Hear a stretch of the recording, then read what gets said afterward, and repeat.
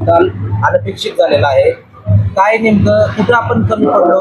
20-1 जवळपास नीलकंठेश्वर पॅनल या ठिकाणी मात दिलेले, जरी त्या ठिकाणी घोषणा झाली नसली तरी जल्लोष त्या ठिकाणी पाहायला मिळतोय। काय नेमकं कुठं आपला पॅनल त्या ठिकाणी कमी पडला आणि कशा पद्धतीने आता इथून पुढच्या कालावधीमध्ये आत्मचिंतन केलं जातं?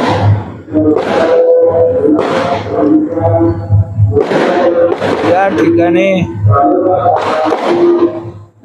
सभासद भावांनो, आम्हाला आत्मचिंतन करायची गरज नाही। खऱ्या अर्थानं या नेतृत्वाला परत चव्हाण साहेबांच्या समाधी जवळ जाऊन नैतिकतेच्या माध्यमातून कसा विजय मिळवतो साखर कारखानदारी आणि शेतकऱ्याच्या सेवेमध्ये, याच्यासाठी त्यांना तिथं जावं लागेल। सातत्यानं काका तुमचं सांगणे की आपला पॅनल मोठ्या संख्येने निवडून चांगली मेजॉरिटी आपल्या पॅनलला मिळेल। मग असं असताना आपल्या पॅनल एकच खातं त्या ठिकाणी उघडता आलं। अगदी तुम्ही सरकार बचाव पॅनलचे प्रमुख आहात, तुम्हाला देखील कुठेतरी पराभव स्वीकारावा लागला। हा पराभव नेमका कशामुळे हा पराभव झाला असं वाटतं तुम्हाला?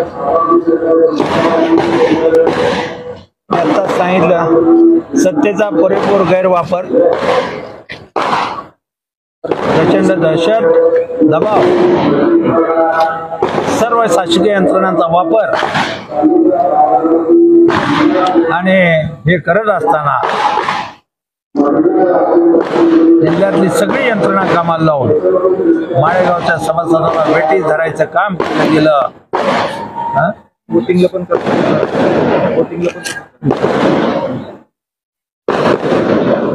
त्याचबरोबर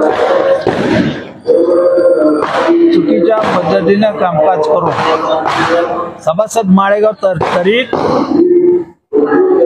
आपल्या विचाराचं होत नाही हे म्हटल्यानंतर जिल्हा बँक उघडी ठेवून प्रचंड लक्ष्मीचं दर्शन, सुरुवातीचं 10,000चं पेमेंट, 50 रुपयाची त्याला असलेली नोट, निवडणूक झाल्यानंतर परत 5,000, एवढ्यावर थांबले नाही। दुपारी 3 वाजता जेव्हा कल कळाला, अजूनही कल गुरु शिष्याच्या जोडीच्या बाजूने, त्यांच्या टीमच्या बाजूने, त्यावेळेला पुन्हा वेगळे 10,000, 4:30-5ला परत 5,000, म्हणजे एवढं मोठं लक्ष्मीचं दर्शन आहे माळेगावला का आणि कशासाठी? आणि म्हणून खऱ्या अर्थाने त्यांनी आत्मचिंतन करावं। माळेगावच्या सभासदांनी आपल्याला 8 दिवस या तालुक्यात थांबावं लागलं, वाड्या वस्त्यावर जावं लागलं आणि त्या ठिकाणी दबाव तंत्र वापरून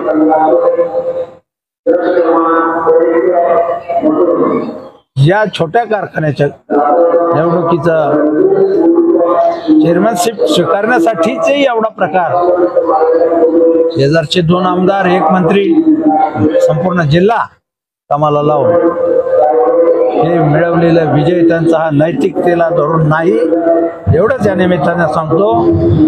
आणि माझं त्यांना आव्हान आहे की दिलेला सभासदाला, राजाला जो शब्द आहे, राज्यातला सर्वाधिक भाव देऊ 5 वर्ष, तो 5 वर्ष राज्यातला सर्वाधिक भाव माळेगावच्या सभासदाला द्यावा। आणि त्याचबरोबर खऱ्या अर्थानं शेतकऱ्याचे नेते असाल तर तुमच्या खाजगी कारखान्यामध्ये सुद्धा माळेगाव एवढाच भाव देऊन शेतकरी सेवा करावी, अशा प्रकारची आव्हान या ठिकाणी। खरं तर काका, ही जी काही मतमोजणी आहे 30 तासापेक्षा अधिक काळ चालली, यामध्ये तुम्ही आक्षेप घेतला होता। जे काही कर्मचारी होते, या कर्मचाऱ्यांना कुठेतरी शारीरिक आणि मानसिक ताण येत असल्याचं कारण देखील मतमोजणी पुढे ढकलावी असं देखील तुम्ही सांगितलं होतं। मात्र असं असताना असं झालं नाही, मग या सगळ्याचा परिणाम कुठेतरी या निकालावर झाला का असं वाटतं तुम्हाला? 2 गोष्टी आहेत। खऱ्या अर्थानं माणसाला माणसासारखं वागवावं ही जी काही भूमिका आहे, तर त्या भूमिकेमध्ये माळेगाव कारखान्याच्या निवडणुकीमध्ये 20-21 तासाचं काम निकालाच्या पार्श्वभूमीवर पहिलाच टप्पा पूर्ण करण्यात गेला। आणि त्यावेळेला आम्ही बघितलं तिथला असलेला कर्मचारी, तिथले असलेले अधिकारी, तिथल्या असलेली शिपायापासूनची सगळी यंत्रणा यांचा पूर्ण संयम सुटलेला होता, त्यांना प्रचंड ताण येत होता. तो ताण येऊन आपल्याला लेबर ऍक्ट सांगतो 8 तासापेक्षा जादा काम करता येत नाही. त्याच्यामध्ये त्याला अधिकचा 4 तासापेक्षा होऊ शकत नाही. आणि मानवतेच्या दृष्टिकोनातून माणसाची बुद्धी थांबते ज्यावेळी 20-20 तास काम करताना, त्यावेळेला किमान मानवतेच्या दृष्टिकोनातून आम्ही ती मागणी केली. आणि त्या मागणीमध्ये काय मागितलं, फक्त 8 तासाचा अवधी विश्रांती द्या. सगळ्या गोष्टी पहाटे 5 वाजेपर्यंत चाललं होतं, 4 वाजेपर्यंत, आणि पहिली फेरी म्हणून ती मागणी केली. पण त्यांच्या संबंधित कार्यकर्त्यांच्या उमेदवारांनी तात्काळ मोजणी चालू करा अशा प्रकारचे हे केलं. कायद्यामध्ये तशी तरतूद आहे, निवडणूक कायदा 60 या नियमानुसार आरओला 3 निवडणूक थांबवता येते. आणि त्यांची मनस्थिती ती नव्हती. मतमोजणीमध्ये आम्ही त्यांना सांगितलं की मतमोजणी करताना तो सुद्धा कर्मचारी विचारा, शासकीय कर्मचारी असेल, इतर कोणी असेल, त्याला सुद्धा ते काम अवघड झालं होतं. आज दिवसभर त्यांचे चेहरे बघितले आम्ही, परंतु याच्यामध्ये सुद्धा दबाव तंत्र वापरलं गेलं. माझ्या माहितीप्रमाणे विधानसभेच्या लोकसभेच्या निवडणुकीमध्ये सातत्यानं पुढे निवडणूक मतमोजणी करावी लागते. पण सहकारातल्या निवडणुकीमध्ये नाशिक येथील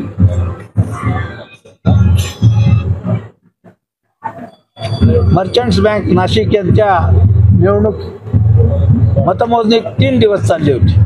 सकाळी 9ला चालू व्हायची, 7-7:30ला बंद व्हायची. सील करून लॉक करून जागेवर ठेवायचं, दुसऱ्या दिवशी परत चालू व्हायची. म्हणजे हे काय सरकारात तरतूद असताना सुद्धा 40 तास लोकांना ब्रिटिश धरलं गेलं. काय अडचण होती. खरं तर अजित पवारांनी आपल्या सभांमध्ये सर्वसाधारणला मोठमोठी आश्वासनं त्या ठिकाणी दिली आहेत. चांगल्या पद्धतीनं भाव देऊ असं देखील जाहीर केले. अजित पवार ते करतील का, आणि इथून पुढच्या कालावधीमध्ये आपलं जे काही पॅनल आहे या पॅनलच्या माध्यमातून अजित पवारांनी जर भाव नाही दिला तर ही पुढची भूमिका नेमकी काय असणार आहे आणि कशी भूमिका असणार? बघा, त्यांनी दिलेल्या आश्वासनं पूर्णत्वाला न्यावीच. त्यांनी माझ्या सभासदाला फसवू नये, मग तेच मी सांगितलं. आणि शेतकरी नेते म्हणून जर तुम्ही राज्याचे उपमुख्यमंत्री असाल तर माळेगावच्या सभासदाबरोबर तुमच्या खाजगी कारखान्याला सुद्धा तिथल्या शेतकऱ्याला ऊस उत्पादकाला तोच भाव देण्याची परंपरा राज्याला करून आदर्श निर्माण करावा ही अपेक्षा व्यक्त करतो. खरं तर हा जो निकाल आहे अनपेक्षित निकाल आहे. सभासद असा निकाल देतील असं वाटलं होतं तुम्हाला?